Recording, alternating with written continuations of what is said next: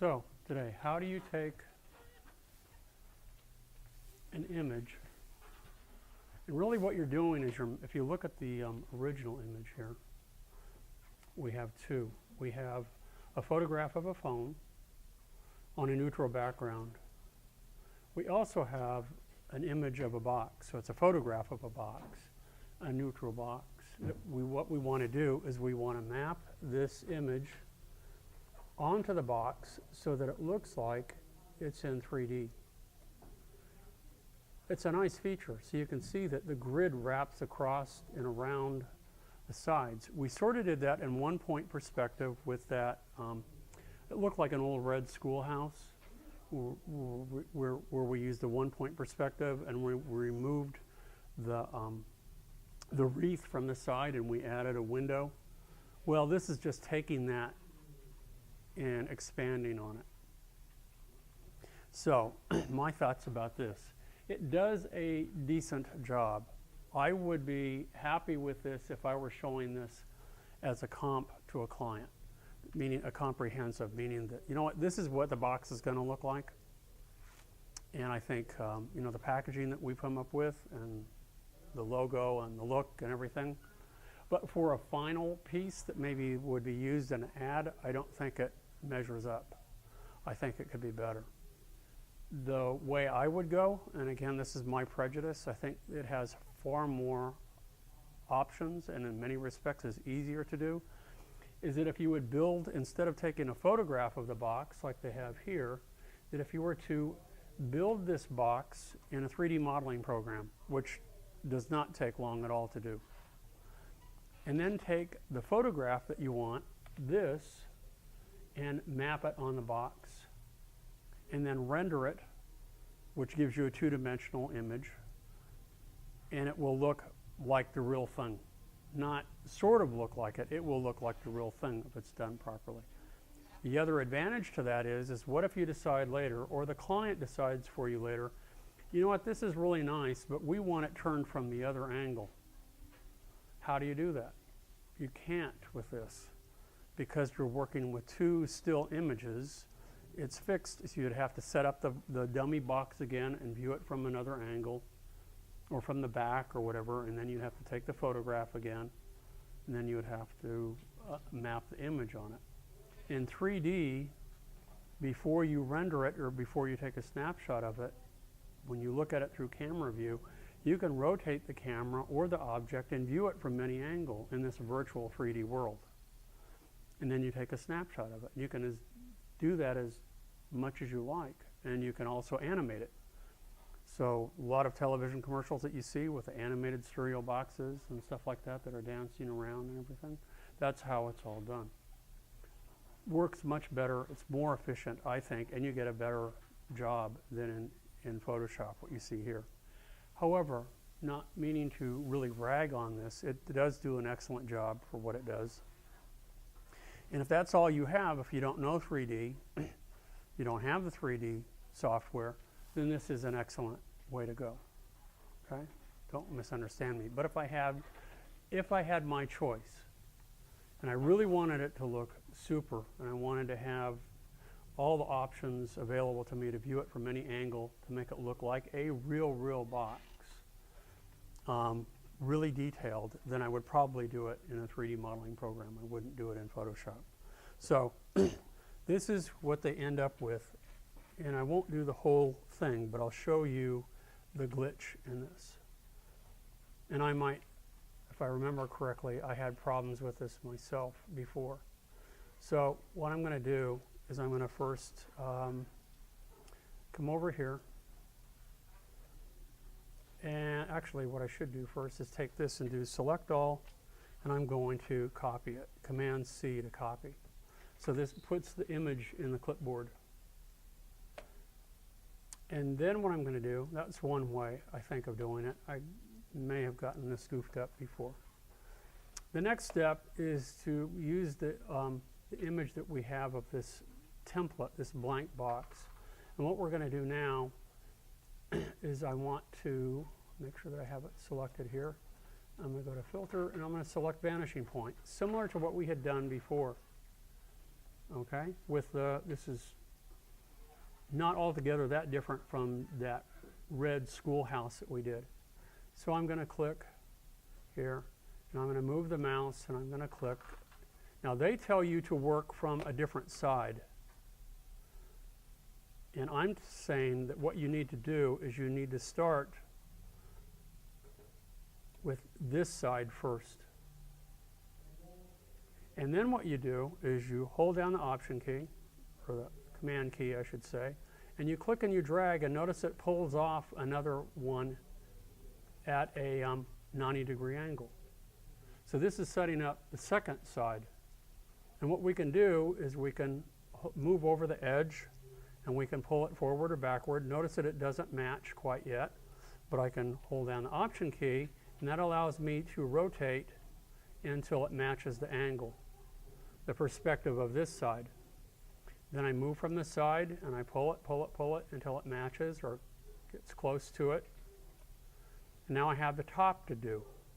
So once again, to pull off a separate plane for the top, and you have to work in this order. And if I remember correctly, they tell you to work from the front, the top, and then the side, and that doesn't work. Now in CS4, they may have corrected that, figured out the error of their ways. In CS3, that was what they suggested, and you really do need to work from this side first, then the front, then the top. So again, you hold down the Command key or the Apple key. That pulls off a side that's at 90 degrees to it, but it doesn't match the perspective, and that's not a big deal, because now what you can do is hold down the Option or Alt key, and that allows you to adjust the plane. Now I goofed. Notice that I'm matching here, but I'm missing.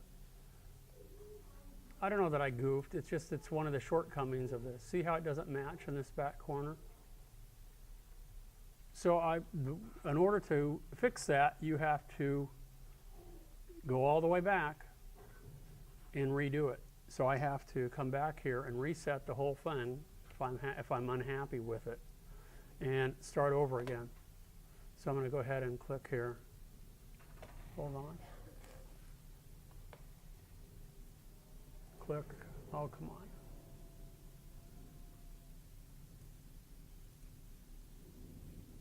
There we go. Click. I'll try to do a better job, so I'll probably stop talking for a moment. You can watch Chris's class next door.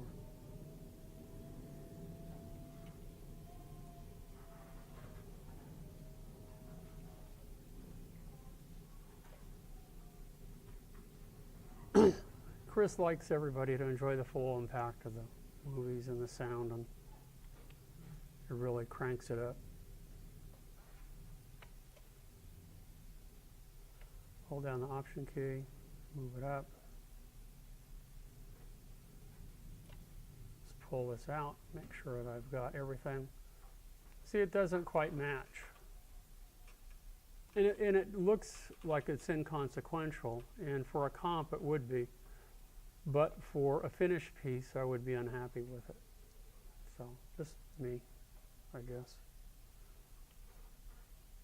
Pull this off.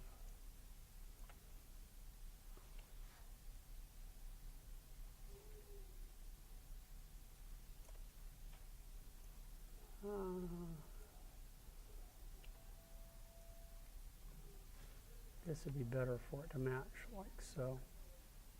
So it's, it's just off a little bit, and it just always bothered me. So now what I can do is I can go to Edit. It's not going to allow me to paste. Come on. So now I'm pasting, and it just is 2D. It's flat. As soon as I click and I drag, though, and I move it, voila. So notice that as I move around, see how it begins to wrap around each of the sides and match the perspective. Pretty cool, huh? I mean, it is undoubtedly a really, really nice feature.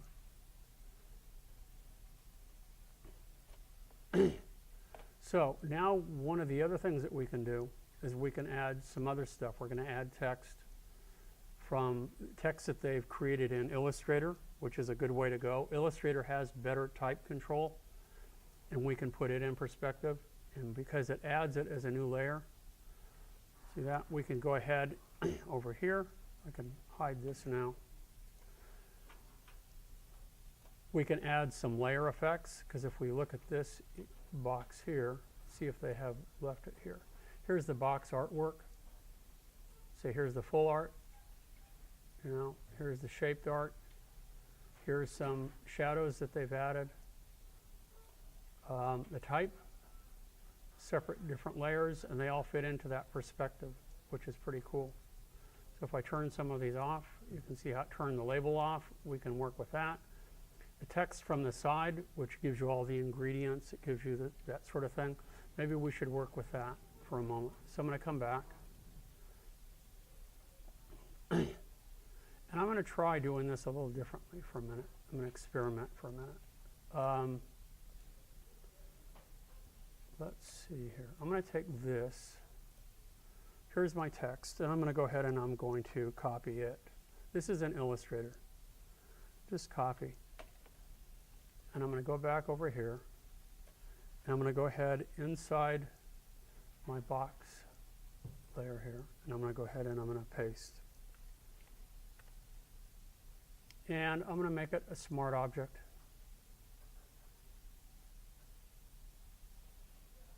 And it's taking a moment. Now let's go ahead and move it.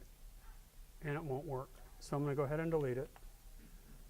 And I'm going to go back again, so it just sits there on the front. I'm going to come back to Filter and go back to Vanishing Point, and it brings me back in. And now once again I can edit and I can paste. And by pasting it, come on, come on, come on, come on.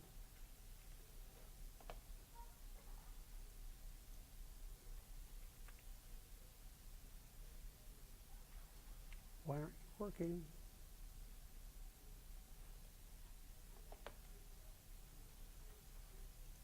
Okay, now I got problems. Why aren't you working? Let's go ahead back here again. Let's see if I'm clearly goofing up here.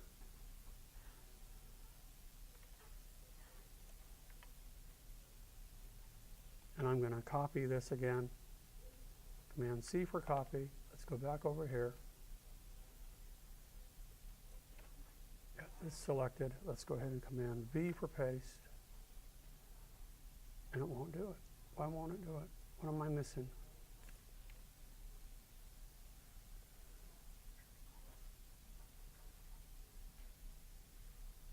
Oh, come on, come on, come on.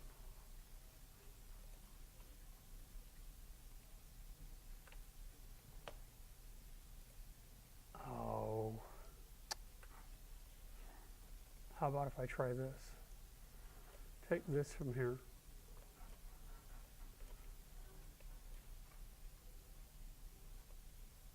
I'm just going to take it, select this.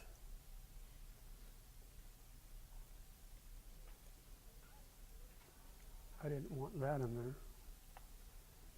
I want all of this. Now I'm going to drag it over and see if that won't work.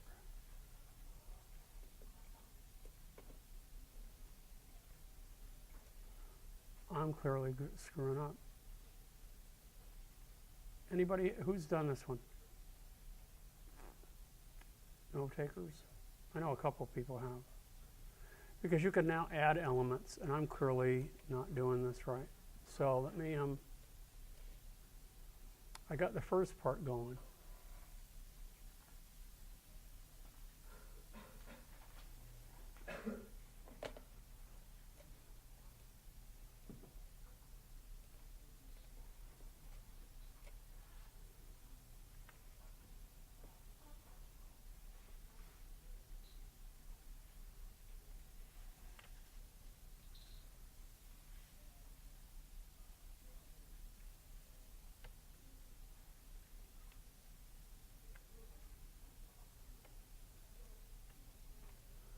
I can't think.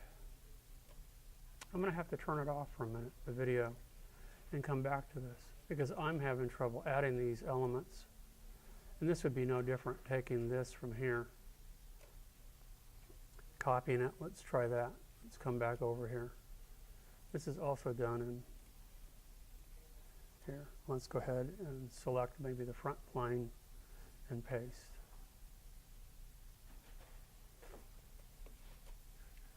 Nah.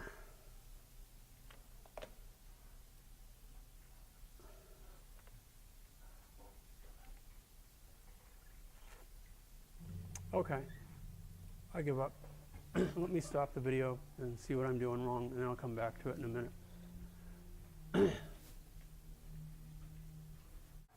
This will depart from what the book does, but this would be my choice of doing this. So what we want to do is we want to add the type, we want to add the ingredients and the other features on here. If I open up this in Illustrator, okay, this is vector graphics, and I can copy it, I can paste it, I can drag it into my Photoshop document and bring it in as a new layer. And I brought it in as a vector graphic. Okay, smart object. Now, for myself, the smart object has more flexibility because it is vector. You can resize it and it will hold its quality. You know, with the bitmap or the raster graphics that we've used so far, if you increase the size of your image when you're done, it starts to look blurry and pixelized, doesn't it? So a way around this is that I make a copy of this smart object, and then I turn it off, and then what I have now is nothing at the moment. Let me throw this one away, and I'll show you what happens. So I'll take my smart object, turn it on. Let's make a copy of it. So I just drag it on top of the new layer, turn that one on, and I just have this one. Now what I can do, because they want us to reverse the type out, one of the things that we have to do that I had forgotten about that made everything not work quite so well is that we have to, you can't put a smart object, at least in CS3, inside this in perspective. It has to be rasterized. So what I'm going to do is I take this copied layer, and I go to Layer, and I can either rasterize Smart Object, or I can go to Smart Objects Rasterize. It's just two ways of getting to the same place. Now it's bitmap graphic. Now what I can do is I can go to Image Adjustments, and I can invert, so I have the reversed out type. And what I'm going to do is I'm going to select all on that layer, and I'm going to cut it so that it's on the clipboard. Now we come back to our black box, and we go, or black box, our box with the wrapped image on it. And I go back to Filter, and I go back to Vanishing Point. Oh, and then the program crashes. Trust me, once you do that and you paste it, it will work. You paste it, it will go inside it, you can move it around, you can resize it. You do the same with the text that goes on the front, you do the same with the text that goes on the top. They do come in as separate layers, and then what you can do when you're done is you can then apply, as you would with any layer, layer effects. And you can apply drop shadows, you can apply bevel and emboss, all that sort of thing. And it will work just fine. So I'm not going to, let me turn the video recorder off again, and I haven't saved any of this. So why is this doing, oh, this is because that's the Illustrator. That's how it's done. Not a very smooth demo, but you get the basic idea. Okay? Any questions about this? It's a nice feature. They think it's really important. I think it's a good one. I don't know that they could have combined it with the other one, I think, into one exercise, the one that they did with the schoolhouse, and it would have been just fine, but they chose to keep it a separate exercise. So that's is the next part of this. Okay. Okie doke, time to work on projects and exercises, and remember, when you have exercises completed, I will come by and check them off for you.